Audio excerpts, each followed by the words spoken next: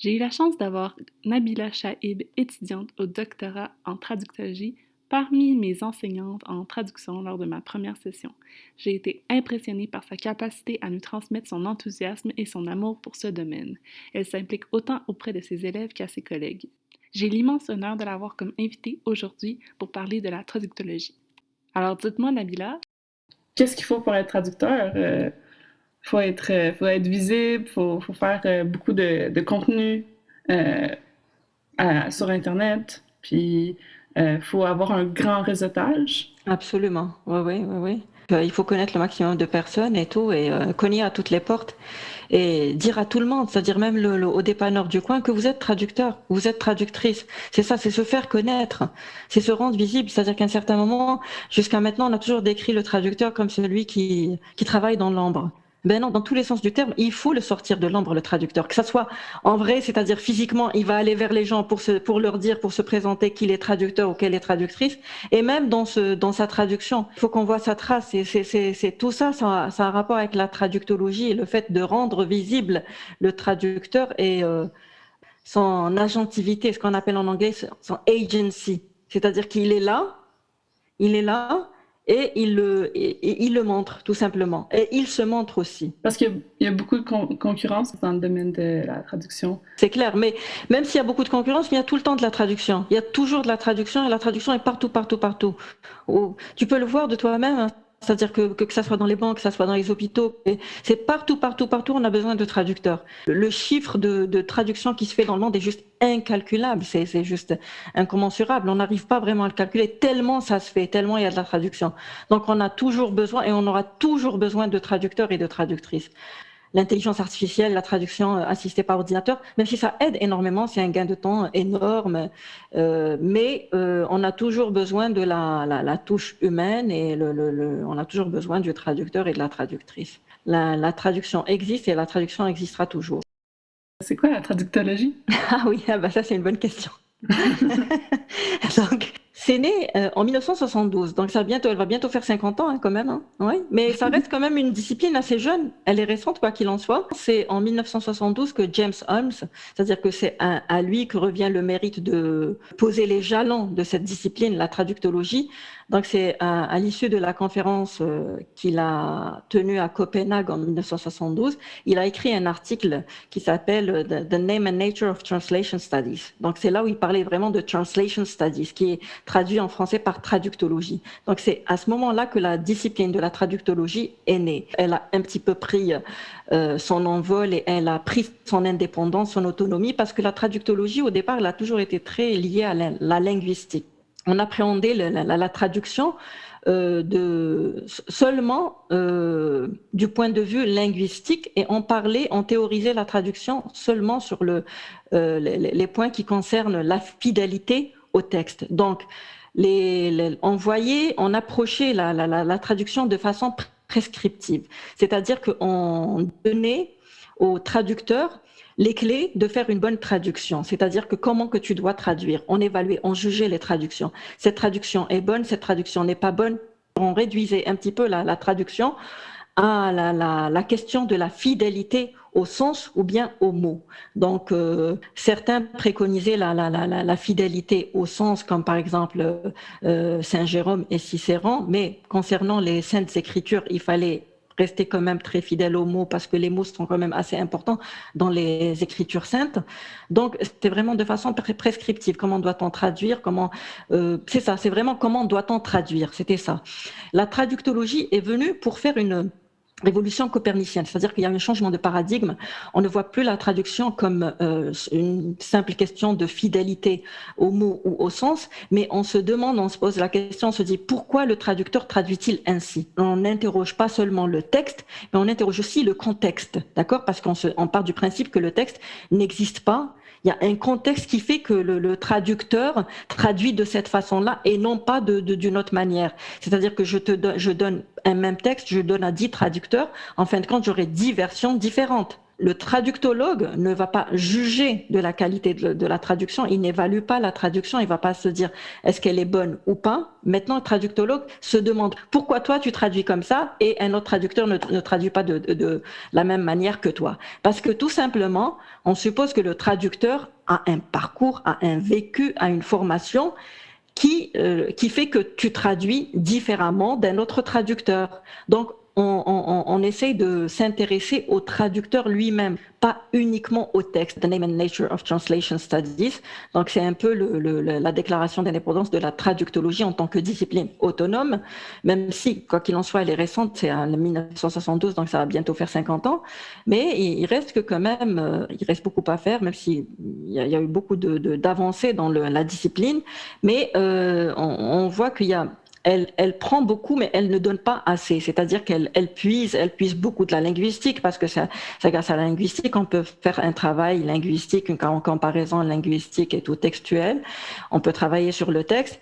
Elle puise, par exemple, de certaines disciplines comme la sociologie, même beaucoup de la sociologie, et de l'anthropologie et tout, de l'histoire, mais elle ne donne pas assez. Alors que les traducteurs ont beaucoup à donner, surtout par exemple pour l'histoire de la traduction. Tu vois que la traductologie peut apporter aussi aux autres disciplines, aux autres domaines. Elle peine un peu à le faire, mais elle le fait. Quoi qu'il en soit, il ne faut pas oublier que c'est une discipline assez récente.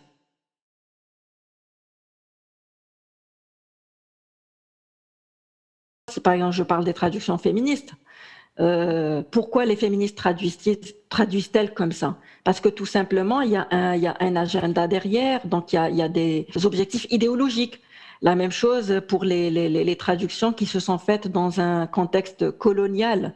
Donc, tout simplement, il y avait un but d'asseoir une idéologie colonialiste, donc il fallait traduire ainsi. On n'évalue pas le texte juste d'un point de vue linguistique, et c'est-à-dire qu'on le compare au texte source et on se dit ben là c'est bien traduit, là c'est pas bien traduit, c'est-à-dire qu'on se dit pas qu'une traduction est bonne ou mauvaise, c'est-à-dire que le traductologue ne cherche pas ça. Il veut savoir pourquoi le traducteur a traduit ainsi, et aussi connaître le traducteur, parce qu'on se dit qu'en fin de compte lui aussi il réécrit.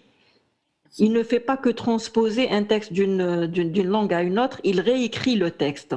Le contexte diffère, donc tout ça influe directement sur la traduction et notre façon de traduire. Parce que ce qui était acceptable il y a quelques années ne l'est plus maintenant. Donc, ce qui pouvait ne pas choquer avant, là, est extrêmement choquant. Donc, à ce moment-là, on adapte le texte au contexte. Donc c'est un travail, c'est le travail du traductologue justement. Le traducteur doit obéir aux normes sociales, ok? Il y a certaines normes qui régissent la société et qui nous influencent directement en tant que traducteur. Un même roman est traduit différemment d'une époque à une autre. Faut savoir adapter, faut savoir adapter. C'est comme en traduction, tout est traduisible, c'est-à-dire que c'est pas parce que tu n'as pas le mot équivalent que tu n'arrives pas à dire ce que dit l'auteur. Tu adaptes tout simplement.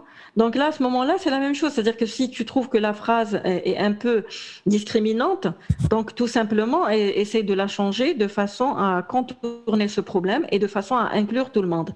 Et c'est ça le challenge des langagiers.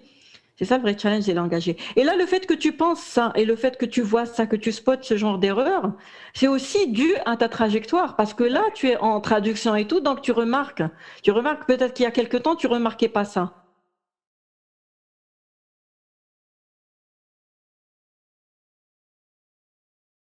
Daniel Simeoni, il dit que le traducteur est un être social, tout simplement. Il vit en société, donc c'est un agent social comme tous les agents sociaux. Donc lui, comme tout être humain, il est aussi influencé par l'environnement qui l'entoure. Lui, il parle d'habitus, parce qu'en sociologie, l'habitus, c'est ta façon d'être, c'est ta façon, c'est-à-dire que l'habitus, c'est comme une seconde peau de la personne. C'est l'habitus qui fait que tu es ce que tu es. C'est l'habitus qui détermine ta manière d'être. Donc lui, Simeoni, il dit, le traducteur aussi, il a un habitus, c'est ce qu'on appelle un habitus de traducteur. Donc s'il adopte des stratégies pour traduire, Tout simplement, ces stratégies sont liées à son habitus.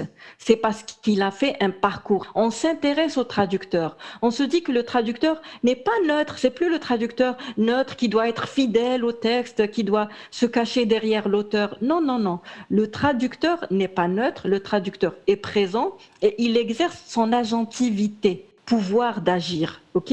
Il a une responsabilité et on peut le voir dans sa façon de traduire. Il y a une subjectivité dans tout ce qu'on fait.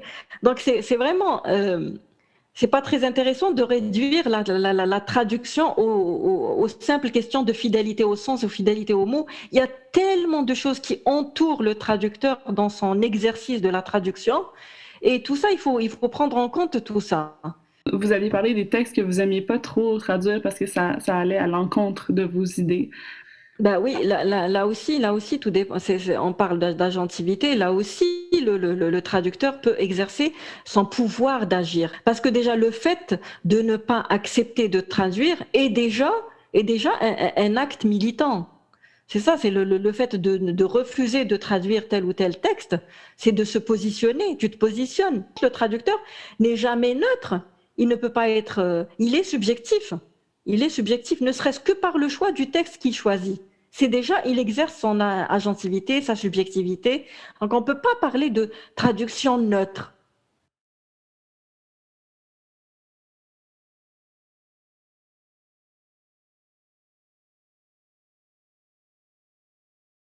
C'est-à-dire que ça nous arrive très souvent de tomber sur des gens pareils qui nous disent, par exemple, tu étais traductrice, te disent, tu parles combien de langues? Parce que pour eux, c'est-à-dire traduire, c'est juste, c'est pas, c'est-à-dire que. Ça, je l'ai eu souvent. Bon, tu vois, pour eux, c'est tellement simple que c'est-à-dire que tu peux pas ils peuvent pas imaginer qu'un traducteur puisse, par exemple, avoir juste une combinaison de 2 langues. Il faut parler plusieurs langues, sinon tu n'es pas traducteur. D'ailleurs, c'est ma prochaine question, c'est faut-il être polyglotte pour être traducteur? Mais dans le fond, non. Non, dans le fond, non, oui, bien sûr. Dans le fond, non, pas du tout, pas du tout. Il ne faut pas être polyglotte. Il faut connaître au moins une langue et la connaître très bien. Et en général, c'est la langue cible. Ça, c'est parce que c'est dans cette langue qu'on écrit, dans cette langue qu'on va traduire. Mais au moins cette langue et la maîtriser, la posséder. Et connaître bien comprendre la langue de départ, connaître quand même les subtilités de la langue de départ et tout. Et traduire. Mais traduire, c'est pas que, on traduit pas que des mots, on traduit une sensibilité, on traduit un vécu, une culture, et le traducteur aussi met du sien dans sa traduction. Donc il y a sa sensibilité, il y a l'âme du traducteur qui est dedans et tout. Donc c'est pas juste un simple transfert linguistique parce que la machine peut le faire, mais la machine ne le fera jamais aussi bien que l'humain. La traduction, c'est un peu comme la musique. C'est pas parce que tu vas assister à un concert, tu sors du concert parce que le concert est fini, que ça y est, il n'y a plus de musique. Mais la musique est partout. La musique est partout. Tu passes, tu entends de la musique, par exemple, à la radio. Il y a une auto qui passe, qui fait, je sais pas. Donc, la même chose pour la traduction. Le fait de parler, déjà, c'est une traduction. Tu traduis ta pensée. La parole est la traduction de ta pensée. Donc, la traduction est partout. C'est pour ça que je te dis, c'est-à-dire que elle existe depuis la nuit des temps parce qu'elle est partout. Regarde, même dans les expressions, traduire quelqu'un en justice, traduction est partout, partout, partout. Donc, on ne peut pas la résumer seulement à un transfert linguistique. C'est extrêmement réducteur pour la traduction que de la réduire à un simple transfert linguistique. C'est tellement bien dit. Il y a une fille qui est venue à la piscine, elle me dit est-ce que ton nom c'est Annabelle? Je dis oui. Elle dit ah, tu faisais des cours de chant avec moi. J'ai fait ah, c'est cool. Elle dit t'en fais plus? Je fais non, je suis désolée, je fais d'autres choses, je fais de la traduction. Comme ah, ben finalement, tu fais la même chose, tu partages ta voix. Je fais ah, ça c'est beau. Ah, ok, oui, ah, de point de vue. Ça, c'est magnifique, mais vraiment, vraiment, ça, c'est magnifique. Exactement, exactement. Tu partages ta voix, tu es toujours dans la transmission, mais c'est super. C'est super. Parce que tout simplement, tu crées des liens. C'est quoi la traduction? C'est faire un pont entre les cultures, c'est faire un pont entre les gens, c'est faire. Oui, oui. Donc, on est toujours dans la transmission, le chant, tu partages ta voix, et là, tu partages. Ben, c'est ça, tu te fais entendre, dans tous les cas, tu te fais entendre, que ça soit par le chant, que ça soit par la traduction. C'est ça. Un grand merci à Nabila Chaïb pour sa participation et au plaisir de vous voir pour le prochain podcast. Tous les épisodes sont disponibles sur ma page Facebook, ma page YouTube et ma page LinkedIn.